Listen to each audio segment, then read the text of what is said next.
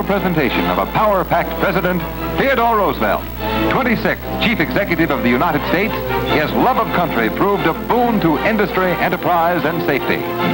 Years after his historic capture of San Juan Hill, the Rough Riders he organized and captained paid homage to their leader. But the Theodore Roosevelt story embraces more than just one battle, more than just a single accomplishment. The Spanish-American conflict, which saw his cavalry regiment make history, was preceded by his resigning as Assistant Secretary of the Navy in order to take active part in the fighting. In 1895, he headed the police board of New York City. His program alienated him from corrupt politicians, but won him public esteem. In 1897, Roosevelt, in federal office under McKinley, campaigned to put our Navy on a wartime basis, for he foresaw the struggle with Spain. His birthday, October 27th, is now known as Navy Day, and he is the father of our modern Navy. An intensive training program for naval recruits was a Roosevelt idea. Supremacy of the American Navy was his objective, one that was attained mightily.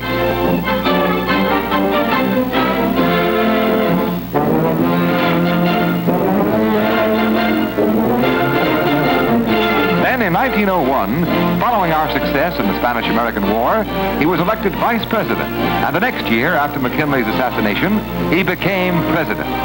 In 1904, elected President by a tremendous majority, his Rough Riders proudly escorted their leader to the inaugural ceremony.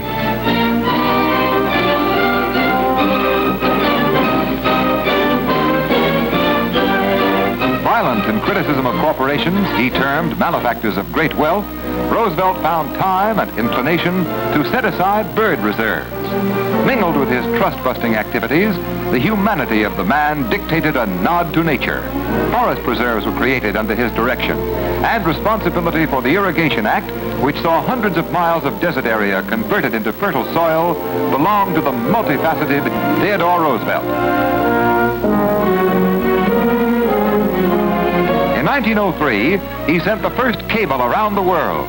But among his greatest accomplishments was the Panama Canal, the vital waterway link between two oceans.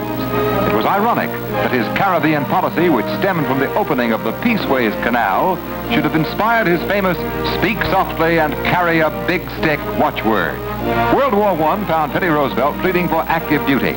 Here in Springfield, Illinois, his request refused. With one son killed and 2 wounded, he urged the speeding of the war to a peace of overwhelming victory.